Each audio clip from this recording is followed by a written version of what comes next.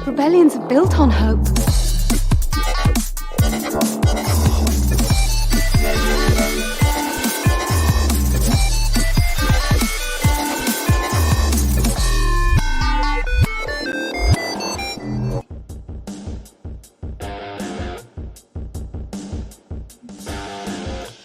And welcome to another episode of Radio Rebellion Star Wars podcast. I'm your host, Alberto Calderon, and joining us today, as he does every week, is our co-host Oti. How are you doing today, Oti, on this Star Wars Saturday? I am doing good. I'm very tired. I'm very sleepy, but I'm doing good. That's what that heat will do. It'll just knock everyone down. Yeah, and I usually have 2 coffees a day. I've only had one, so I'm like... Oh, there you go. Blame it on the coffee.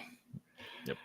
Oti, it's been a while since we had since I've seen you and actually had a regular Star Wars show. You weren't here at the beginning of the month when I talked about Visions.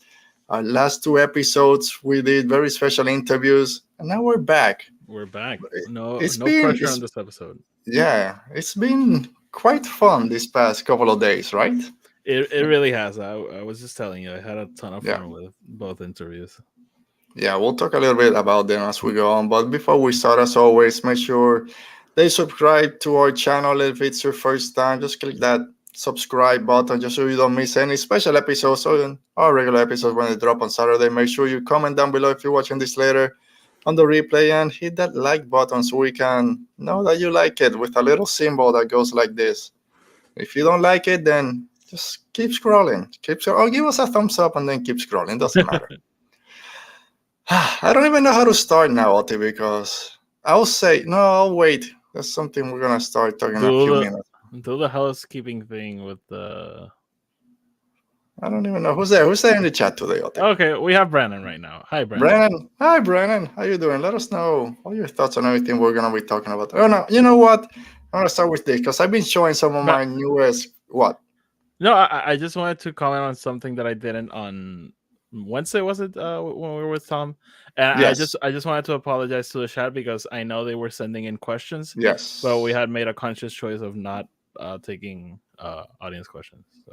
Yeah, thanks for saying that. I did tweet that out later that day for the same reason. I saw people putting their questions, and they were good questions, but it's just something we really can't do.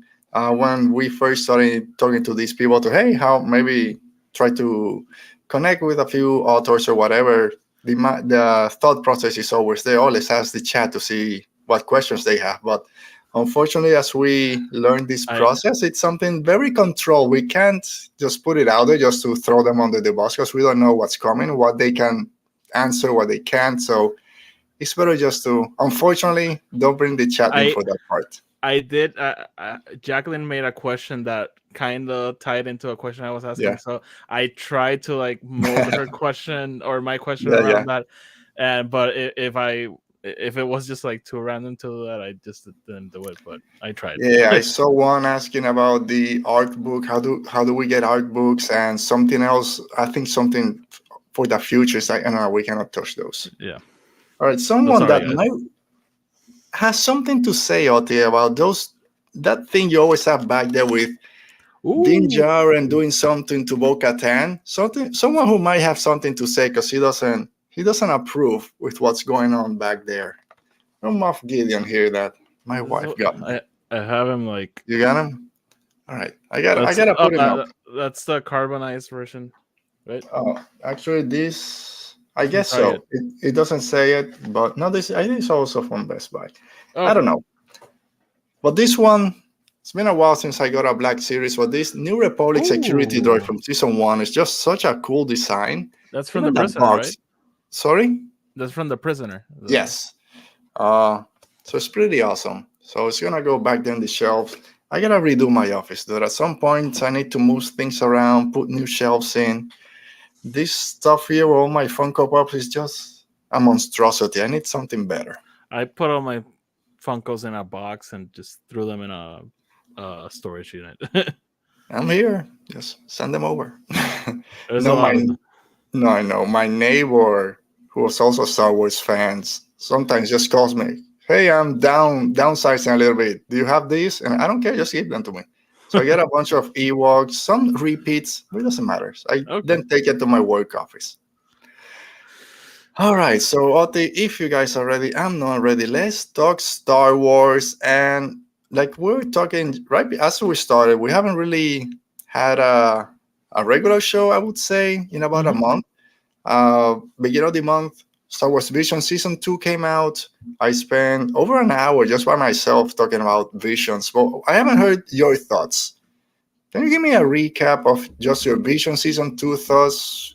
Did you enjoy it in general? Any episode that stood out? Anything that was kind of meh? How do you compare it to Season 1? All that fun stuff.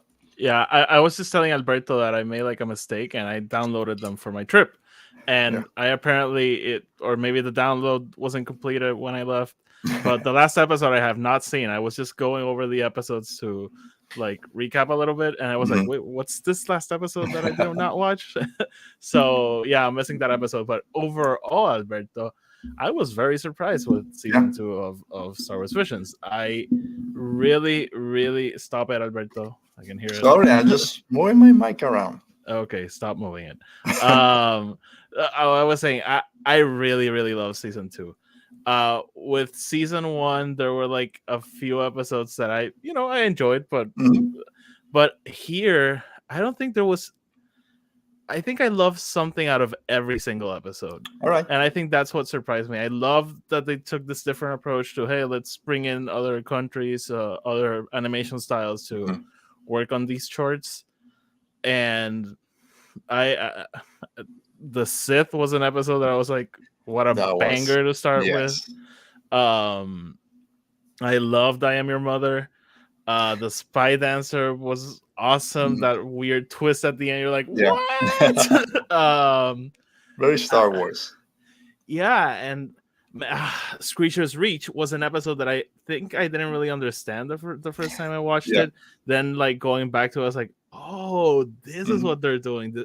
So I think overall, in the stars, Into the Stars, the one from Chile. Oh my god, that episode was phenomenal. I really can't pick a favorite. There was something about each and every. I still have to watch the last one, but there was something about each and every one of them that I loved. The Bandits of Golak. That was awesome. Awesome, amazing. So again, great job to everyone, because again, there was not one short that I was like, there was something about each and every one of them that I really liked. So yeah, I want more. Yeah, I think you and I have a little different perspective on them. I preferred season 1 a little bit more than season 2, but I think season 2 made I don't know, something's weird here. Season 2 had a harder job, I guess, just distinguishing itself, being from so many different countries, that at least for myself, if you didn't connect with some of the animation styles, then it was hard to connect with the story. And that was my main problem with a few of them, like the Spy Dancer, Screecher's Reach, which the story is great, but the animation style was a little lacking for me, something that I wouldn't watch a whole feature for. So that's why it didn't catch me completely. The story was great, but visually I had some issues with it. But Sith, loved it. Bandits of Golak, I Am Your Mother, all those, and then Into the Stars, those 4 were my top favorite. And then everything else was pretty good. But I think at least for Vision 1, I felt more. I had more to pick, to choose. What's my favorite one? I had more there. Opening with Sith, I think, was like a grand slam and a mistake at the same time. Yeah. Because I think that's the one where the animation is so much a part of the storytelling and what the story really is. And it was just jaw-dropping to see like everything play out. But I'll push back a little bit with Screecher's Reach, because that one has like a very basic animation style. But dude, when they show you like the landscapes and everything, it's gorgeous. Sure. So the Spy Dancer, that's what Spy Dancer, yeah. The Spy Dancer. That one seemed like a 90s cartoon. And nothing wrong with that. It just reminded me of like a 90s cartoon. But again, I thoroughly loved season 2. Yeah. Can't wait for more. I'm really hoping that season 3 does the same thing, that they go to different countries to get all those different animation styles, and not just the animation style, but how every country put their whole history and their culture into each of the shorts. That's very important, and something that if for Japan, at least for Japan, that first one, you can get bits and pieces, but you didn't get that whole experience that you did with season 2. Yeah. Also, the pit was freaking awesome too. Again, I loved every single one. Yeah. All right, Oti, let's take a quick look back at this. I don't want to say 2 weeks. It's been like 5 days. But in the last week, we had some great guests here. Lydia Kang, author of Cataclysm. She has a new story coming out in the Star Wars Insider book. She just announced another YA book that she's writing, not Star Wars related. And of course, Tom Holler, the senior editor. So when I started, I'm just speaking for myself right now, then you can add your bit. But when I started this podcast, it wasn't, I just want to talk to Star Wars creators out there. I just want to talk Star Wars and see what happens.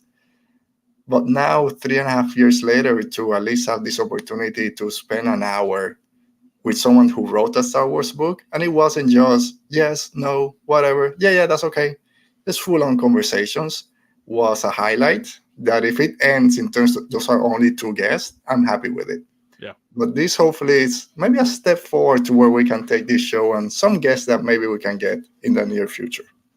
Any general thoughts from you before we go into a little bit more specifics?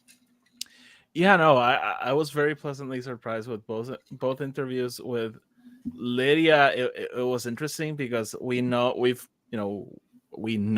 the other Luminous writers. We know specifically those core 5. But with the new writers, I don't really know much about them. I haven't really followed their work that much before, so it's like, what's their vibe like? And I was very happy to see that Lydia's like very much on what we think they are behind the scenes. So she was awesome to have her. And what you mentioned, it wasn't just yes, no, okay, maybe, I can't tell you. And with Tom too, he they just like spoke. We're like, okay, interesting. So I had a ton of fun with both of them. Yeah, and something we've talked. I think we talked by ourselves. We talked with Tom before we started thinking about back to the conversation with Lydia Kang, was the nervousness that we felt before. Is how, like you said, what's going to be that vibe? How is she going to respond to every answer? She just here because unfortunately she said yes, and now she has to be here. But since the moment, because she doesn't know what she's getting into. But from the moment that she logged on to the stream, which I wasn't even paying attention, it was locked up. Yeah, I was fixing my lights, moving books around. But since that moment on, it hit. We didn't have a law. It's like we knew her from way back, and that was a complete surprise. And I'm so glad that we were able to break the ice that quickly. For me, that was like how they say in Puerto Rico, arrancarte la curita, like ripping the band-aid off. Because I'm the co-host, but I usually let you lead. And I was just like sitting here, and you were doing something on the background, and oops, she pops up, and I'm like, and I added her. I was like, "Hi, Lydia," and she's like, "Hi." What the hell is going on? Yeah. You called me a jerk in front of her, or that's okay. You were yelling at me in Spanish, and I was like, "Oh, she's here." You call me a jerk in front of our guests, also. Well, that's fine. And you said that we weren't gonna have an episode today. Yeah, don't be a jerk. Don't be a jerk.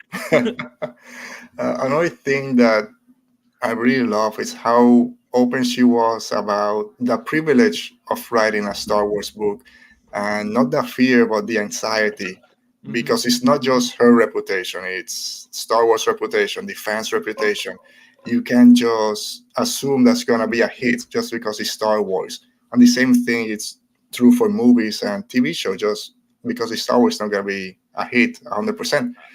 So to have that fear and for her to say, yeah, I don't know anyone that might have that train of thought, but there's a real anxiety that comes behind writing an IP and something to Star Wars because all that history. And I love that she said that because we talked with her about it as fans. Even if we don't like a story, sometimes people will say, what's the easiest comment that they do? They just don't understand, or they don't care about characters, or get better writers, or all this stuff. Dude, we know nothing that goes behind the scene, all that pressure that they're feeling at that point. I can't remember if we talked about this before we started or during the interview, but there was something that she mentioned that I really related to her. She's like, "Hey, I don't know the name of every ship. I don't know the name of every droid. I love Star Wars. I love the themes, and that's what I want to see." Like, I think sometimes, and she did mention this when we were off air. She was like, her biggest fear was us being here, like quizzing her and being like, "Oh, you're a fake fan," and I really like that because I think sometimes we want the creators to love Star Wars as much as we do, and sometimes, for example, with JJ Ryan, they grew up. Even Gareth Edwards, they grew up with Star Wars, so they have a love for it. But I just need them to like understand the franchise and what it is, what's the purpose, what are the stories supposed to carry across. And talking to Tom, he was so emphatico. He emphasized so much how when they're starting the process, one of the things they discuss is the themes. What are we saying with the story? How does this align with the larger Star Wars story? And I felt like this massive piece like going through me, like, okay, at least the people involved and in making the sausage, they get it. They get what this is supposed to be. So that made me very, very happy. Yeah, and everyone that's involved in that process. Well, it's the story group, these 5 people in this closed room that we all don't know who they are, but we think we know. It's all these other things happening back here. I love that. I love from Lydia. She was so proper and answered all the questions. As soon as we logged off, she started cursing. And that was just a-hole here and a-hole there. I'm like, yeah, maybe we'll do an after-hour show and invite her back. There was something I wanted to ask Tom, by the way, that I tried to sneak it in somehow, but I just couldn't find a way. But I wanted to know a little bit more about how the process of starting a story goes about. Is it them over at Random House who go like, hey, we should make an Obi-Wan book? Yeah. And then they go to Lucasfilm, or does Lucasfilm go like, hey, we would like a story related to this? And then they're in charge of making it happen. So yeah, I think you might have asked it at the end, but or when we were off air. But then he went and found that book, and then he started talking about that Icelandic book, and we didn't have a chance. You asked something about Lucasfilm, how involved they are, or if they had said no to a certain story or something. Really? I think so. I remember I did ask him. I asked the first thing when we were off air that I asked him, do you know how Phase 3 ends? He knows. He knows. Of course like, we know. Like, darn good. Oh, yeah, no, of course I know. Of course. Just so, no matter of fact, whatever. Yeah, for Tom, what surprised me was what an editor actually does. All the steps, like he said, I'm a project manager, having to baby a project all the way from beginning to end. All the meetings that they have with the different authors, the collaboration there's with the authors, and how excited he seems to be for Rise of the Red Blade, which makes me very excited. It makes me think that he was working on that recently. Yes, obviously, and I think in the coming weeks, I think we just got the first excerpt came out a couple days ago. I saw it. I started reading and then stopped kind of halfway. I don't read. I honestly don't know if I'm gonna read that one. I'm honestly not sure yet, but I haven't pre-ordered it, so we'll see. We'll see how we're going. Yeah, I mean, there's so many books, and unfortunately, they're also very expensive. So we gotta be mindful of our credits out there. But yeah, that comes out in July. And are we done? Is there one more Phase 2 book? What's the book that's coming? Not Light of the Jedi. Yeah. Stories of Light and Life. Stories of Light and Life. That's kind of in the middle, right? In terms of Phase 2, Phase 3. I think that was in September. So okay. But there's something coming out that we don't know what it is. Yeah, because about that soon they have to start announcing. It's almost there. I mean, we know when the first Phase 3 books are coming out, but I remember in the publishing panel, they showed like the timeline of, okay, this is where Phase 2 ends, this is where Phase 3 starts, and there was a project in the middle that said to be announced, and I'm like, that's like the first thing coming out, and we don't know what it is. We know when everything else is coming out, but I'm like, what is it? Yeah, Tom did mention he's working on something that no one knows about. I don't know if it's that one or something in the future. He said he's working on a bunch of things that we don't know about. Yeah, and to have that job. maybe not have it, but to know what's going on. All right, Oti. So let's go to Star Wars news. News, Oti. This shouldn't be here. There we go. No, sorry. You're gone. I don't know what you're doing. There we go. Now that's gone. So the first news, this isn't even news. This is rumor, I should say, that someone, it's a rumor that can make 100% sense or can make 0 sense. But I don't even have my notes. I'm out of sync. It doesn't matter. We're going with this one. The title for the Filoni movie maybe was announced according to My Time to Shine Hello on Twitter, whoever that guy is. Well, apparently he's a big scooper. Says that the title for the Filoni directed Star Wars movie will be Heir to the Empire. My Time to Shine Hello also goes on to say that Favreau is only producing for now and it's all Filoni. Although earlier comments, I know that Filoni said that he's working directly with Jon Favreau on this movie. Plus, most of the characters were created or Jon Favreau had a lot to do with them. So, Oti, there's a lot of talk on social media, people going nuts, like, yay, finally we're getting Mara Jade, Luke Skywalker very show up here and all this stuff. And some people saying, like, what the hell is this? Just something that was mentioned in that trailer. So where do you fall? But before you start, I'm gonna throw this out there also. Stuck up, half-witted, scruffy-looking nerf herder.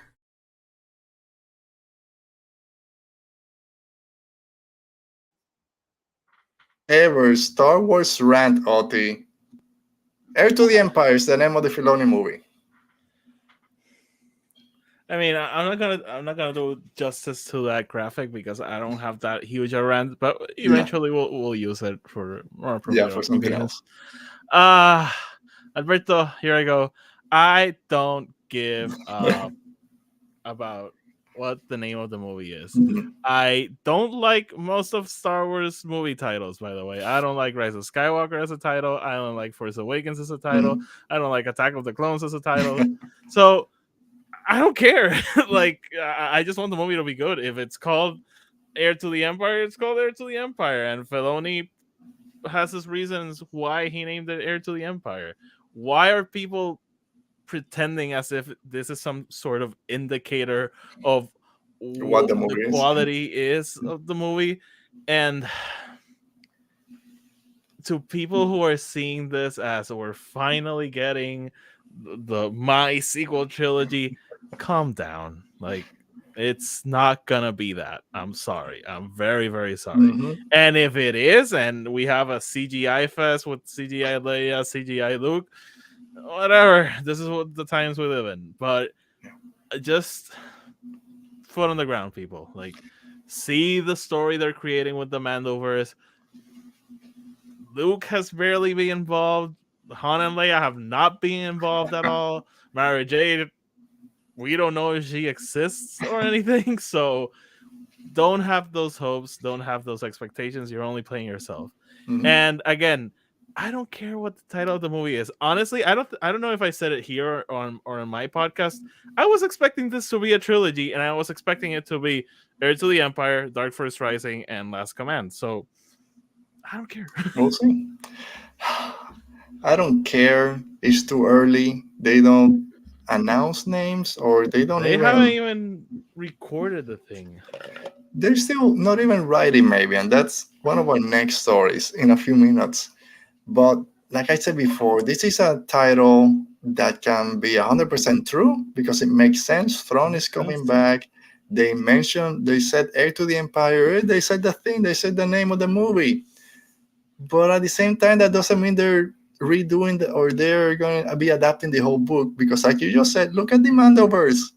How does that connect to Heir to the Empire? Just because Thrawn is there? Come on. And all the people saying, oh, you gotta bring Luke, you gotta bring Mara Jade, Han Solo's gotta be there, Leia. No, you don't have to. It makes no sense at this point. I don't know how Ahsoka's gonna turn out or whatever. It doesn't make sense to do that story. There's nothing that makes me more cranky than seeing when, for example, if they're calling it Heir to the Empire, then they have to. No, they don't have to do anything. Like, shut up. Yeah. They do whatever they want. And if you don't like it, you don't like it. And if you love it, you love it. That's how every single freaking movie works. And that's one of the reasons also I don't think it's going to be called Heir to the Empire. It's like too obvious. Oh, it's thrown in the post-original trilogy. Let's call it Heir to the Empire. Because fans are going to go nuts with the name. You know, all the baggage that comes with that. I haven't read the books. So it can be a placeholder. Because that's what they do for 90% of the movies right now. And then they just call it something else. So I said, it makes sense they can be called Heir to the Empire. But I'm not putting all my stock on it. That's someone freaking, whatever my time to shine hello Carrie just said. Yeah, my source says, what? I don't care. Listen, we have Brennan. I'm gonna read this. I love the original Heir to the Empire, and I know that this adaptation is going to be very loosely connected with the original story, and I'm okay with it because the creators should create what they want, and I agree. Hey, those are great stories. Those stories kept Star Wars alive for a long time. I know a lot of people don't like them. A lot of people love them, and it makes sense that, hey, we have that there. Let's use elements of this to, it's a story that already works. So retell that story in Filoni's way, and it doesn't have to perfectly align with what you read. That book is freaking, I have it right there. You can go on Amazon, buy it, or if you're such a massive fan, you probably have it on your shelf and reread it. It's still there. Nobody's taking that away from you. So just come down, people. I don't know. I can't add anymore. Because they've been saying even when they remove Legends or EU, they removed it. They said, why am I going to cherry pick what we want? And they've cherry picked a lot already. Sometimes if they just redo Heir to the Empire and bring all those characters and all those stories, then you can start asking them, why did you just say that they didn't count? Which again, I don't see them backtracking that much. Picking up a couple of story beats, makes sense. But like you said, you love it, pick it from your shelf, read it again, or create your own version of it. Yeah, and again, Harrison and Carrie Fisher is dead, and Harrison and Mark Hamill are way beyond their age. So it's not going to happen. I'm sorry. It sucks. I wish George would have done episodes 7 through 9 in the 90s. It didn't happen. Yeah, get over it. And I mean, Harrison Ford is just having fun saying goodbye to freaking Indiana Jones. He's not going to come back to do Heir to the Empire, to be a cameo in one movie, and to be digitally de-aged 40 years. Come on. I just want someone from the fandom menace to sit down Harrison Ford and explain to him why they want him back, and him being like, but I came back for those other movies. No, but those aren't canon anymore. Those are what? Dude, he was in Good Morning America on Friday talking about Indiana Jones, the new one. And they asked, so what are you going to miss about the character? Nothing. And everyone just starts like, of course he doesn't care. He's an actor. He acts. He loves the character. He doesn't miss this. Come on. You think he cares about this? I remember when Blade Runner 2049 was coming out, and he was doing press, and I think Indy 5 had already been heavily rumored. Yeah. And someone asked him, so you're doing Star Wars again. You're doing Blade Runner again. You're doing Indy 5. Are you on a mission to recreate all your classic characters? And he took them and he said, yes, I am. Oh man, he's the best. He's the best in interviews. Just all he of should them. be in Star Wars. Yeah, we'll take it up a notch now with all the problems. Disney Plus removing movies and TV shows. Just bring Harrison Ford to Star Wars. He'll elevate it. Don't take Willow away, you bastards. They're taking it out. About never got to watch it. You got 3 days. I'm not gonna watch it. Sorry, Willow. Not the best thing. I know this is bad, but you can see now that all the people that the fandom menace calls Disney shields and Lucasfilm shields are not shields, because we are all kind of, what the hell are you doing? We hate everything that Disney as a corporation is doing right now. Don't remove all these titles. So don't call us Disney shields. For me, that's such a weird decision to make. Even when HBO was, why are you taking it away? I'll say it makes zero sense. I don't know. I understand. Apparently they're doing because they don't want to pay the residuals to the actors and writers, which is the words cannot take at this point in time. With you can. We're a PG-13 show. There you go. That's our F word for the week. Yeah, it doesn't make sense. Anyway, we're not gonna talk about that today. It's stupid. All right, something that's not stupid. Well, came as a surprise was that actor Jaleel White. So during an interview in an NHL hockey game, actor Jaleel White, better known as Steve Urkel in the Family Matters TV series, which I remember watching as a kid, revealed that he has a part in Skeleton Crew playing a pirate, and that it will debut in either November or December. I believe it's already been said that Pirate Vane from Mandalorian Season 3 will appear. So seems pretty obvious that Jaleel White might play a pirate in Vane's crew. Are you surprised that they just he blurted it out in an interview? My only thought was like they should interview more actors during hockey games to see if they have Star Wars information. No, it was very random, and good for him. I literally have no expectations for him. I remember watching Family Matters when I think they put reruns on Nickelodeon or something like that, Nick at Night or something. So yeah, I was an Urkel fan, but I have literally no expectations of what his character will be. It was very, very random. Very random. And it's someone that we might not even know shows up, because he says he spends like 2 hours in makeup every day. Oh.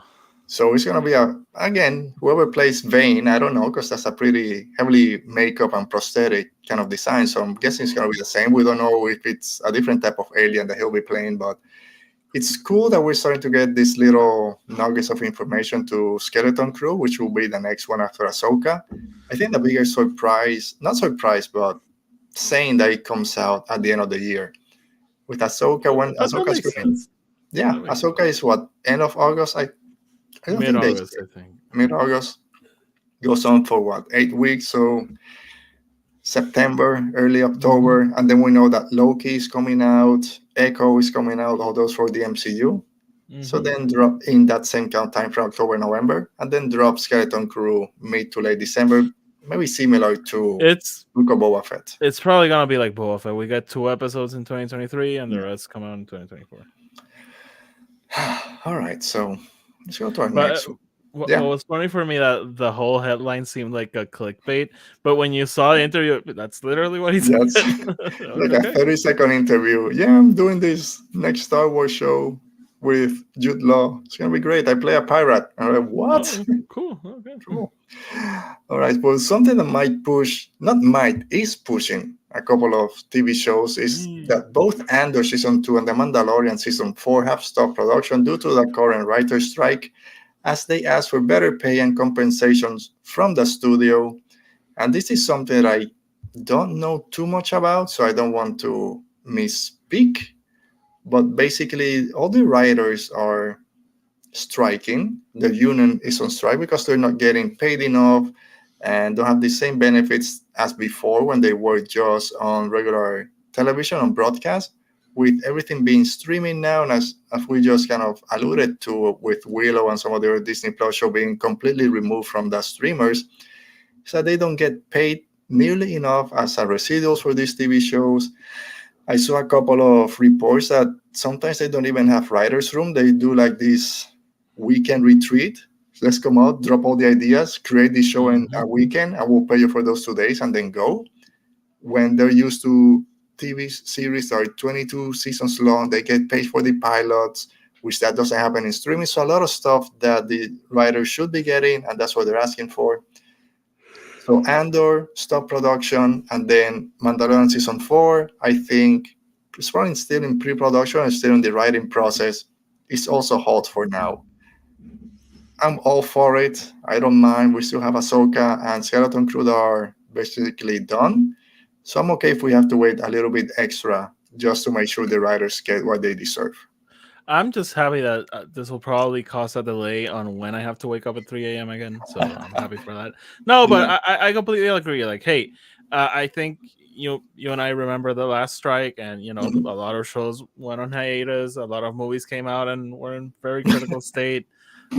So I think it's wise to halt those productions until this gets sorted out, and it's important for this to get sorted out because, yes, I want my shows, I want my Star Wars show to go on, but it's all in the hands of the writers, and if they're not getting paid for it, if they're they're having to sacrifice some of their livelihood for making these shows, and I don't think that my wants are that important anymore. So go get that bread, and we'll be here when shows come back. So at least I haven't seen anyone kind of say, no, get back to work in terms of our kind of. I've seen a bunch of people say but that. I mean, related to these two TV shows or to Star Wars in general, what do you think that Disney and Lucasfilm at any point, but let's focus a little bit on this writer's strike and how it's affecting, they might just say, let's go with AI for writing some stuff. As we've seen, it's in the news now that some places are going to start using AI to write their TV shows, their ad campaigns, to try to get them more to different different demographics out there using AI, because real people don't know how to speak to minorities. Let's bring the computers to do it for us. Do you think that Star Wars or Lucasfilm, because of course Star Wars always wants to push technology forward, it's not that if we want it, do you think it might happen? No, I don't think it.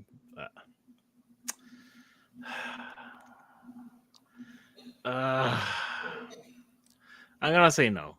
Say no, mostly because I don't want that to be true. But I mean, big corporations are gonna be corporations, so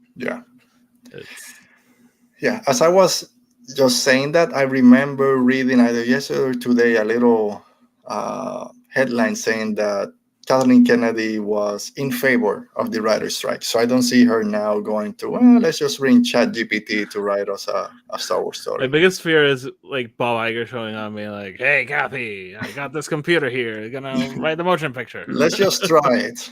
You got to be like, Bob, again. You'll just bring you back. Just go back to your office. She calls Kevin Feige and she's like, come pick Bob up. He's like walking out of the studio, like, stick him into a Marvel project or something. I don't think it's gonna happen. I'm very, I don't know, afraid is not the word, but trepidatious, I guess, of the future landscape of movies and TV shows, not just Star Wars, but in general, with, like you said, these big corporations and executive kind of deciding, let's just use all this AI to create our shows, because it's so easy to just put a couple of words as a prompt, and then they give us a story. I can see that working, Alberto, for like 1 or 2 cases, but I just can't see the world just dramatically going into this direction of this computer is going to make the story. It's, I don't know, it's I'm a musician, I like writing, so for me, like, sure, you can make that and save yourself a bunch of money, but like there's going to be a quality drop off, like there's no avoiding that. And I don't know, I think like people would notice like this is weird, or this is like, I don't know. So, and how far ahead can a computer plan? Like, could it be like, hey, we're gonna set this up here and pay it off in season 4? Oh, no, never. So I don't know. I think we will get like a bunch of very bland shows or something. Which we might. We'll see in the. It's gonna happen eventually. Like, there's a studio that's gonna make a fully AI show, and I think eventually we'll have a AI show or movie that's completely AI. The entire graphics were made AI, the script was AI, the audio is AI, so it's gonna happen. I don't see it being successful for it. I mean, if they, and I know, sorry, we just went off to over the rails right now, not Star Wars. If they made a movie that's based on AI taking over or whatever, and they use AI to do it, just kind of the fourth wall stuff. Have their point of view on what to take over. So that might be interesting. It might be bad, but it might be interesting. But to just say, we're going to replace all the writers and actors now with deepfakes and all this stuff, it doesn't work. The funny thing is, I was rewatching the first Terminator from 1984 last week. We haven't seen it in probably about 30 years. Got my kids to see it, so blame me if I'm a bad parent. But I think that the future is in like 2028 in that Terminator, and and they talk about AI and how we start. And like, we're getting close. We're getting close. I have a couple of friends who are very into tech, and they work in designing AI and robots and everything. And we always have these conversations where like they're like talking about how excited they are about this new thing coming out. Yeah. And my answer is always this: I've seen Terminator way too many times for me to be excited about this. Yeah. And by the way, I don't like the first Terminator. Terminator 2, one of my favorite movies of all time. For most of my teenage years, Terminator 2 Judgment Day was my favorite movie of all time. It's such a freaking cool movie. Yeah. So we showed our kids the first one because we wanted to see the second one, which okay. So you can watch the second one because you're gonna know where the T-800 comes from. Oh man, that's freaking awesome. Plus, you have now Gareth Edwards with this new movie, The Creator, which looks like Rogue One 2. We created AI, and now they're taking over. That looks freaking awesome. So cool. So cool. All right, so someone who's not saying that Star Wars is cool at the moment is Freddie Prinze Jr. that for some reason has been salty on Star Wars recently. What's wrong, Freddie Prinze? I don't know. I got two stories I'm going to read, but we'll probably just cover the second one. But a couple of months ago, he was on the Lights Camera Barstool podcast. Kanan Jarrus voice actor Freddie Prinze Jr. said, I don't know if people know this. So this is talking about Rogue One, which we just mentioned, that he said that Dave Filoni actually directed the Darth Vader hallway scene. So I'm not allowed to say this, but I don't care anymore. He directed that scene in Rogue One where, well, basically the whole end of the movie where Vader comes through and you see basically what's going to happen in A New Hope. He directed all that, talking about Dave Filoni. But Gary Whitta, who's the co-writer on Rogue One, and ILM's Hal Hickel have debunked Freddie's comments, saying also that Peter Jackson was there, that Gareth Edwards called Peter Jackson where they're going to shoot that scene. So that's kind of got debunked. It's I know that's been debunked a bunch of times, so I don't know why he keeps repeating it. It might be that Filoni helped, kind of, hey, because you do this or that or whatever, but maybe Dave told him I directed that. Just to get him out of just in my house. That was me, yeah. But then cool. Earlier this week, during a recent appearance on the Big Thing podcast with Christian Harloff, he also added that he didn't want to do the Kanan voiceovers in Rise of Skywalker and the Bad Batch, as he felt it diluted the character's impact. And when asked if he would show up in the Ahsoka series, he said he's done with Kanan, he's too old for it, and that he grew up with Star Trek anyways. They have sex in Star Trek. No one is getting laid in Star Wars. And poor Jason Syndulla's crying in the corner. My dad doesn't love me. Such a weird... That's so random. Like, he's a cool kid now? Like, no, I have sex. Exactly. You're 50-something years old. You don't need to. We're past that. So he's entitled to his thoughts, 100%. His comments. I agree to some extent that bringing characters back dilutes impact they had if they bring him back to life. But if it's a flashback, maybe he recorded something on a holocron or something like that, it doesn't dilute his impact. And then to say I'm done with them, I've done. It was. I think he said it was. I don't know. He did it as a favor. Those voiceover and other favors are kind of done now. So I don't know why he's. Who heard him? Yeah, right. Or is this another Andrew Garfield thing? Liam Neeson, he'll show up. Actually, I think no. From the way he's been talking recently. No, I honestly don't expect him to show up in Ahsoka, and I never really thought about this. Like, would it be cool? Like, all of a sudden, Freddie Prinze shows up. Like, yeah, awesome. But I'm definitely not expecting that to happen. Regarding his comments that it dilutes what happened, I I have to push back, and dude, I love Freddie Prinze, and even though with these weird comments, I love him so much. I think he's being like such a defender of what Star Wars is right now. So I really love the guy, and he and Sarah Michelle Gellar, power couple from the 90s, and I feel nostalgia when I see them. So but I have to push back on that because Star Wars is, Obi-Wan Kenobi has this massive sacrifice in New Hope, and he shows up in Empire, and then he shows up again in Return of the Jedi, and then we went back and told his story, and then we went back and made a show about him, and then we did the Clone Wars, and then we did Rebels where he shows up, and I don't think that has ever taken away from Obi-Wan's sacrifice and what he was in that original trilogy. And Star Wars has always had this thing of, this character died, now we're gonna go back and tell his story. And it's part of how this franchise works.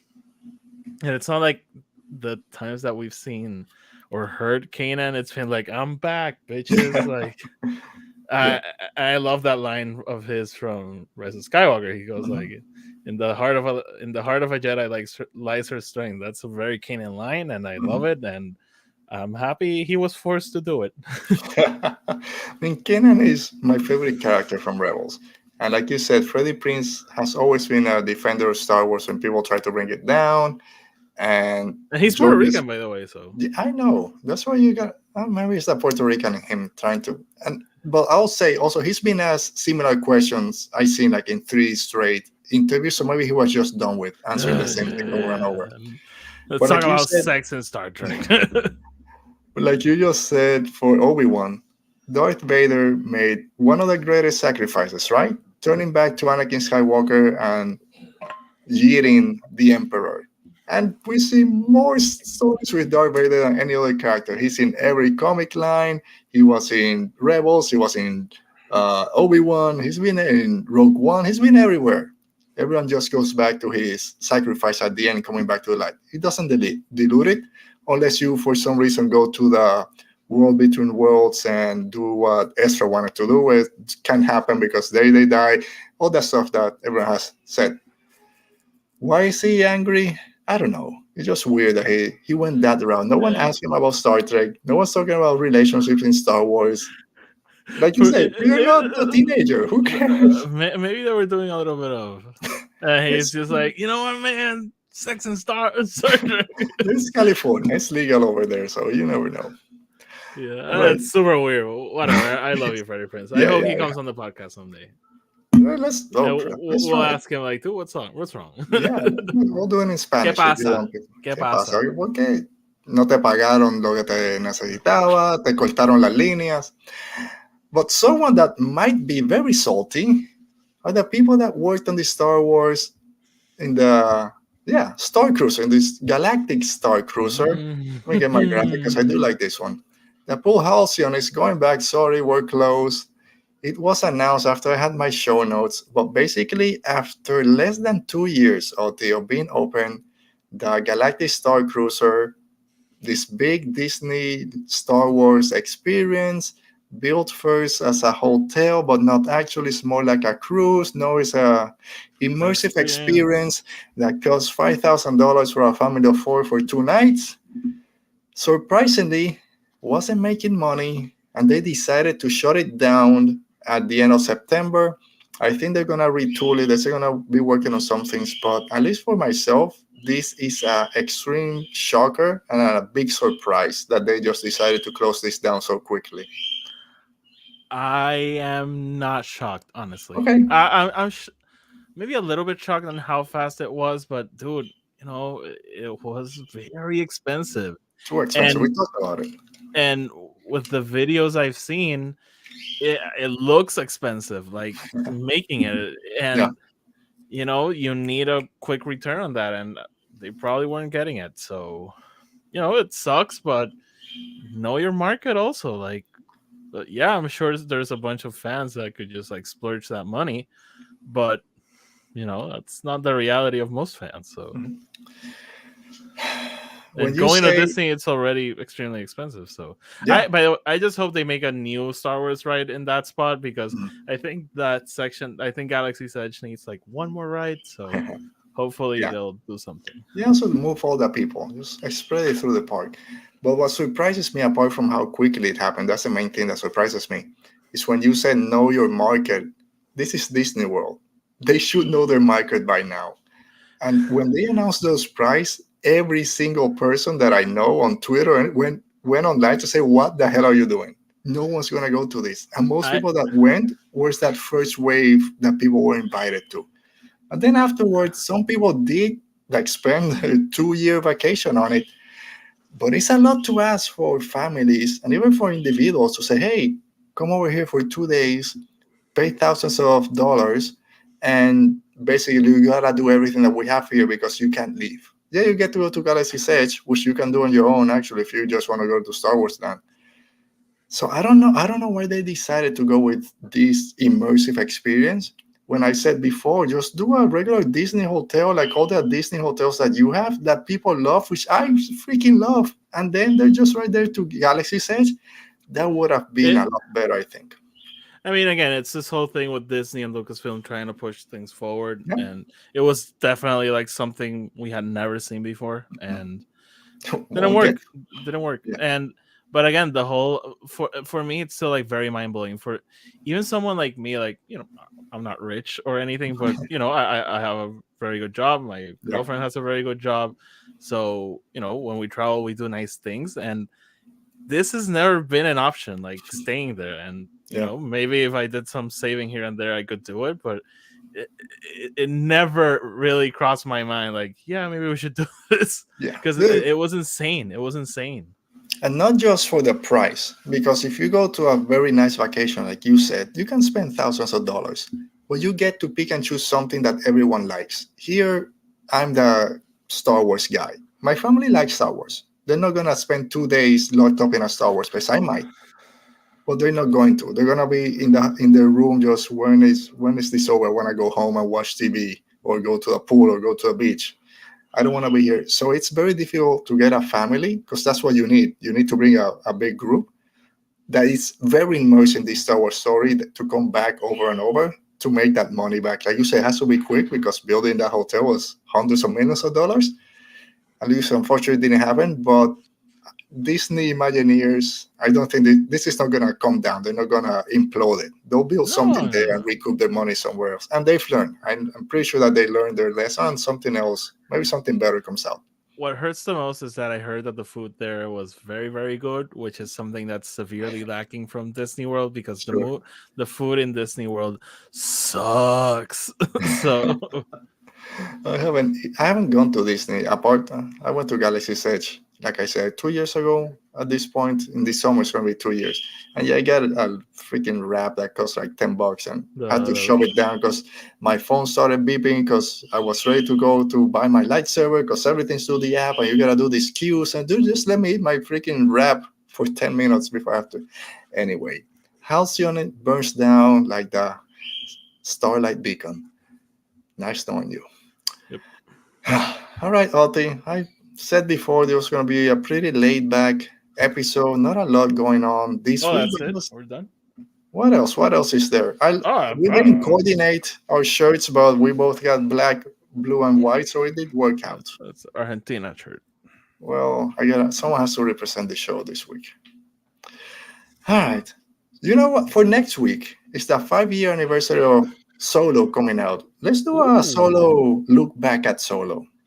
I'll have to rewatch it, but yes, sure. I'll watch it. I'm gonna watch it. So, and I think Wednesday is the Make Solo 2 happen day, because it's the actual 5-year anniversary.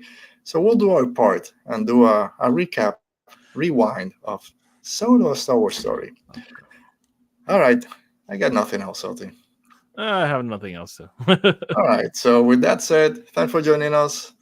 If you're watching this later, just let us know in the comments all your thoughts on all the things we talked about today. We'll be here next week talking Solo. And that's it. See you next week. Stay safe. Be safe. May the Force be with you. Woo!